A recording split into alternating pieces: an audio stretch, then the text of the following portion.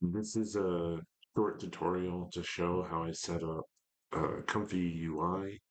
I tried using tools like Animate Anyone and um, Animate Magic or Magic Animate, and they were difficult to sort of get the workflow set up. And then I found some YouTube videos where people were using this workflow manager that looked uh, really simple to set up, but also super powerful. I think I'm a little bit late to the game on using Comfy UI and Automatic 1111, but this one seemed to have a lot of options for converting your prototypes into actual Python workflows later. And so I was intrigued by how sort of powerful it looked.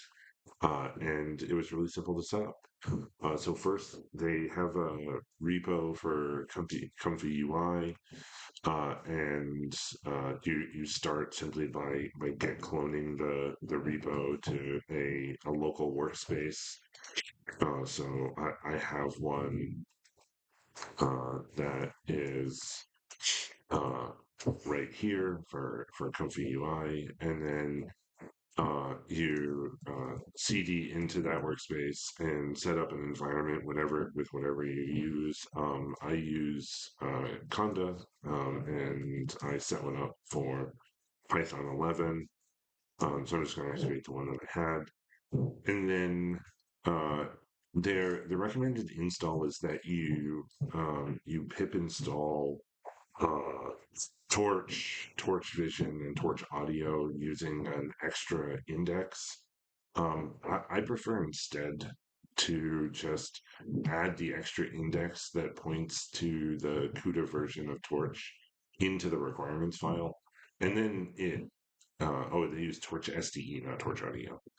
And then by doing that, I then have sort of everything pulling from here, and then I believe that it falls back to Python simple or the PyPy simple one. If not, you can just add it here. But this worked for my setup. I have a NVIDIA 3090 for my laptop, and have CUDA Toolkit 12.3 installed. So um, I've used 12.1 a bunch of times and it still works. You might need to use 11.3 or another version.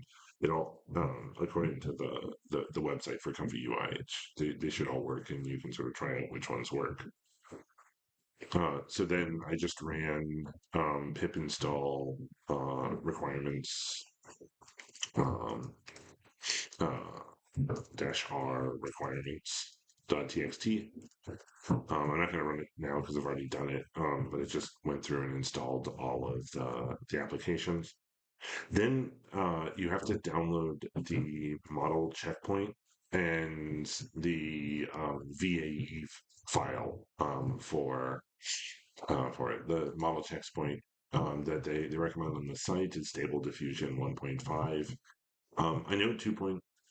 I've heard 2.0 is available, but that wasn't the recommended one in the example that'll show up in a few seconds.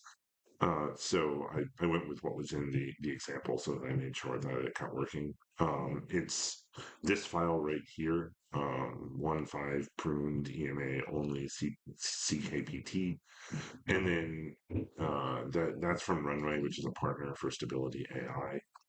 And then you need this VAE file, which my understanding of these is that they help improve the quality for Stable Diffusion. And so this is the VAE file for Stable Diffusion 1.5. And both of these you can find on Hugging Face if you search for Stable Diffusion 1.5 VAE and Stable Diffusion 1.5 Checkpoint. It's super easy to add those once they're installed or once they're downloaded. You go to the models file for the model checkpoint, you put in the checkpoints folder. They even put like a silly file in each of these to tell you what's supposed to go in the folder, in case you forget the path that you're in.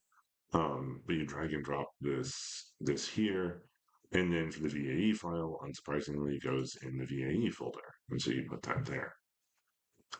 The other item that I did was that, but before starting things up, was people talked about wanting to add extensions to this, which is super neat. There's tons of them that are out there for adding support for different types of, they call them nodes in your workflow and managing those nodes.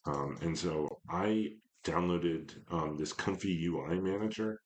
I went to the repo for it, and you just git clone the the folder or git clone the repository into this custom nodes folder. And this package is essentially a package manager that I'll show in a second. And so you can download other extensions by using this one. So I think it makes it a little bit easy to add them and delete them right from the UI.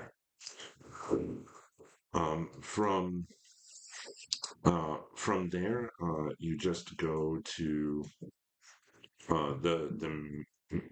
the root of the Comfy UI repo and run Python main.py, and that launches the web UX for it. If you're missing anything, you might get some errors.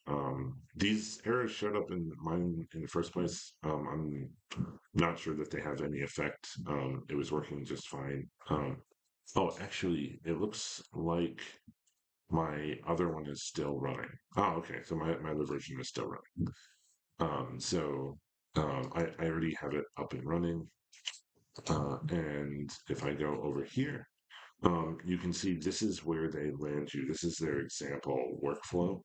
And what it looks to be doing here is that it uses the stable diffusion model to generate two different images.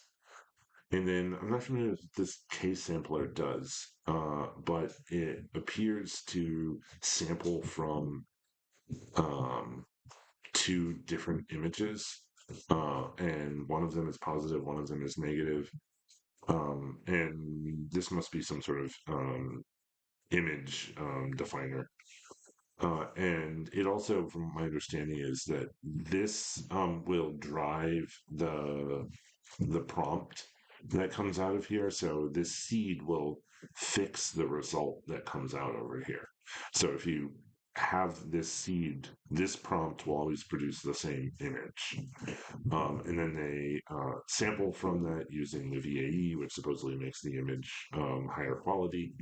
And then it will output an image over here. So if I just press this Q prompt, you'll see it sort of lights up the boxes that it's on, and you can see what it's doing in the CLI as well. But there, and it produced an image over here. Um, this is control after generate. I think actually that this, if you change it to fix, will produce the same image every time. Oh, there we go. If I press it again, do I get the same image? Yeah, it basically it knows that this is identical, so it doesn't even go and produce it. So additionally, this is that manager that I mentioned. So in here you can install custom nodes, install models. They have a sort of library of the ones that are available. There's a workspace manager that people recommended on here. There's all sorts of looks like packs of them, so it's sort of super neat. I think it adds a lot of functionality. So next up, I'm going to try some of the models and packages that I found, but I think this makes things super easy to start generating images. Okay, thanks.